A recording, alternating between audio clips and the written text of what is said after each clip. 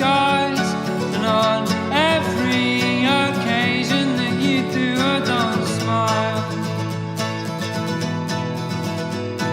Every time you dance for joy. Welcome to Sensible Secondhand Reviews, the series where we look at practical and sensible cars that you can buy for a budget of between £1,000 and £5,000. This is a 2018 Hyundai Tucson 1.6 GDI SE Nav. But is it any good? Should you care? Let's find out, shall we?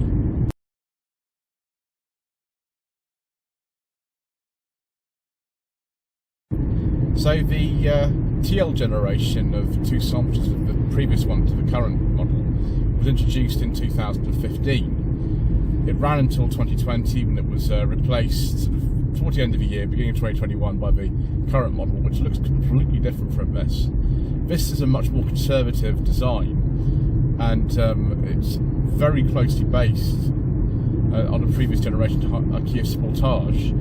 And really, if you're buying one of these or a Sportage, it just depends what you prefer, really.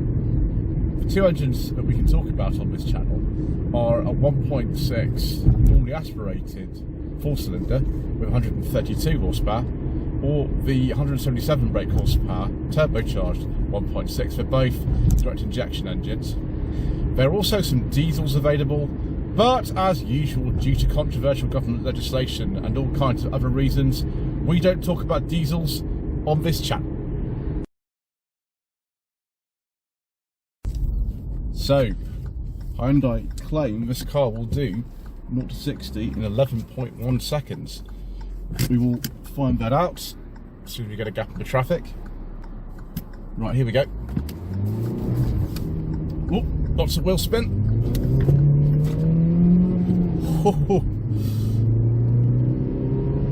It's not the nicest sounding engine, this, at all, but you know, it's a family SUV. You wouldn't expect that.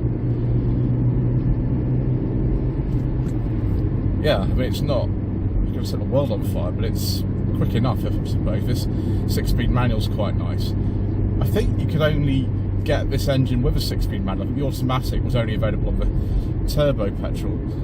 Also, you couldn't get 4-wheel drive on a petrol Tucson in this country. I don't know about other markets. We didn't get the 2-litre petrols either. Yeah, it's a little bit floaty in terms of the suspension. It feels a little bit on the floaty side when it's going down this road, which is a shame. Let's see if this steering mode button makes any difference to what's going on. Put that steering into sport. Oh, that's better. Oh, so much better. Fantastic. I'm glad we've got some variable mode steering in this car, because it's just a bit light other than that. It's like the Sanyong Tivoli that we have, which actually has exactly the same interior mirror as this. It's very strange. Yeah, the sport mode makes a real difference to the steering. I'm going to leave it in that. I don't think most people who'd be buying a car like this will bother with that kind of thing, but I'm very appreciative of it. We've also got hill descent control and all sorts of other things, powerful mirrors, and considering this is, you know, just really one up from the base model, it's really well equipped. I mean, you don't get a leather interior or a front parking sensor or anything like that, but a lot of people don't need stuff like that.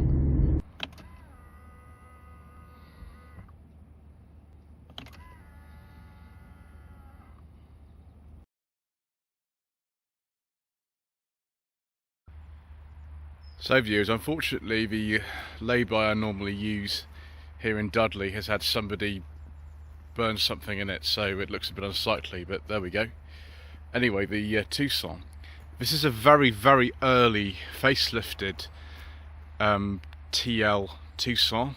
It was registered 31st of August 2018. I've heard that the facelift actually went on sale in September, so presumably the dealership just had one of these and they registered it before the official kind of launch party or whatever it was. So if we look in the boot, this is ready low down the trim level, so we don't have an electric tailgate, which you don't need it, do you really? The boot's quite big actually. It's bigger than the Sportage, which is based on. 513 litres, so plenty of room in here. We've also got this adjustable height floor, and we've got a proper space saver spare in here with the jack and everything. So we're already doing, to be honest, quite well in comparison with a lot of other cars. So yes, the low blind is there. It's a nice shape. You can, I think, actually recline these sort of seats. You can see the load blind can be put in a different position there as well, which is good. It's not a huge amount more to say really. Got a 12-volt socket in here, but yeah, it's just very, very practical, very kind of no-nonsense car. Yeah, the wonderful old-fashioned style metal dealer plate there. Get in this side, just be careful, don't tread on anything. Rather like the Sportage, it is nice and roomy in here. It's very roomy actually. You can see they've got a USB port in the back, which I'll be using for charging my Wi-Fi.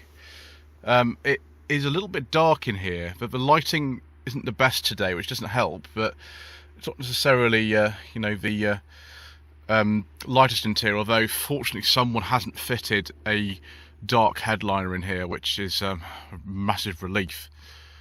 Like I have noticed though, I'm not sure, we've actually got some sort of pull out little things for the sun visors as well. That's interesting. We've got some nets for putting things in. Big door bins, actually huge door bins for bottles and things like that. Not the highest sort of quality in the back of here because the plastics are hard, but actually they're very, very durable. This car's done 49,000 miles. It doesn't feel it really. There we go. We've got cup holders in here. Eccentric little angle for the centre seat, but you can get rid of that if you don't actually want to use it all the time, which is good. And we've got some air vents at the back of here. There's loads of rooms. Well, masses of headroom, loads of leg room. You know, no problem getting child seats and things in and out of here. I can see why these cars have been really, really popular, along with, of course, the Sportages. Right, let's look in the front. Right, viewers. Nice high driving position. This model's just got a normal key, which some of you will like. Just shut the door 1 second. So, same sort of story as the front really, very practical, not the most colourful interior, but I don't suppose you need it, do you? Nice feeling steering wheel, lots of controls here for cruise control and stereo and Bluetooth and things like that. I'll have to put the key in to start her up, and everything, we'll do that in a second. One thing you did get on the facelifted cars that you didn't get on the pre-facelift ones is this kind of floating touchscreen in the middle, which is lots bigger than the one that came on the previous cars. Dual zone climate control, even though this is just like an SE, this car, SE nav, we've got dual zone climate control in here, which I wasn't expecting at all. And different steering modes and hill descent control and all kinds of things. Automatic lights and automatic wipers. It's quite a well-equipped car really for something that's sort of towards the bottom of the range. Right, let's put the key in and we can play with this infotainment system. Okay, here we go, viewers. Very similar to the system in the Sportage that we filmed last time we were here, which is no surprise really. They are pretty much the same car. So yeah, we've got sat nav. We're near the site of the sadly deceased Cricket House pub. You can have a look at the setup here. We won't spend too long. Phone projection, you have Android Auto and Apple CarPlay, Bluetooth of course, Wi-Fi, screensaver, system information. That's probably not that interesting. Back button is up there. Advanced, what sort of stuff is in here? Oh, okay, we can steering mode. Ooh. Yeah.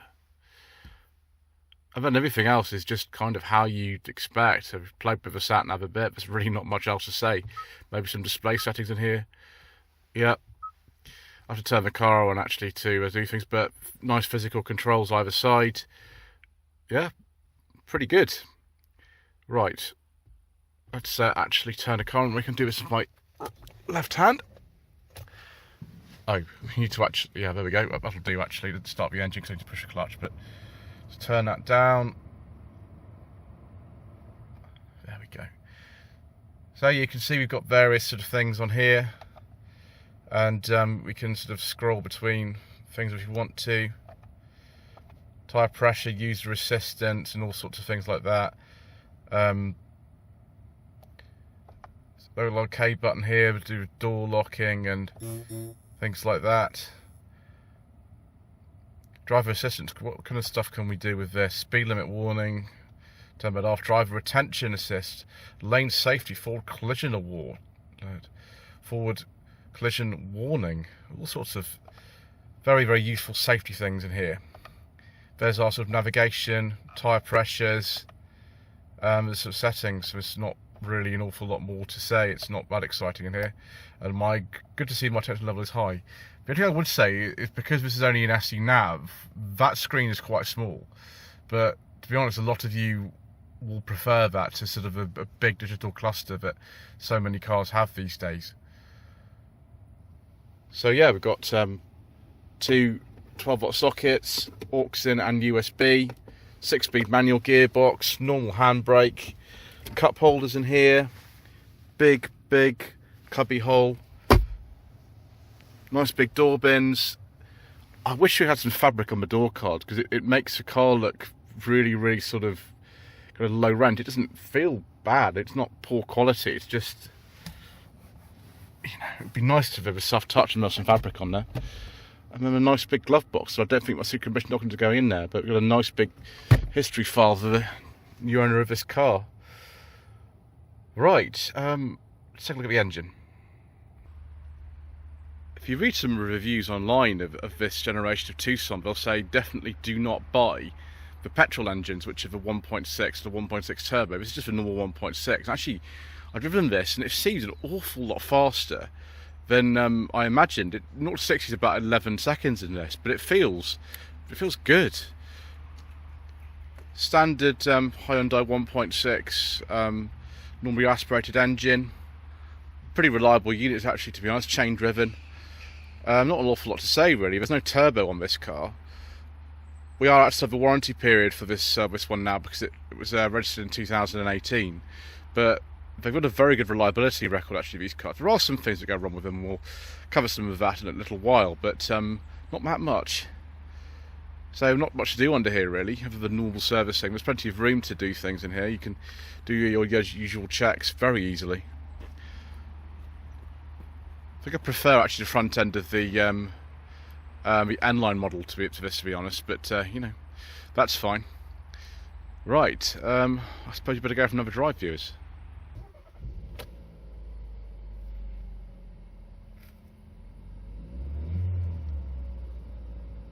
For the car that's done almost 50,000 miles, it feels good. There's no wear on the steering wheel or anything. I actually think I'm quite fond of this car. It's a surprisingly good one. I don't know whether I prefer the sort of Sportage. I don't know. Yeah, it's up to you, viewers.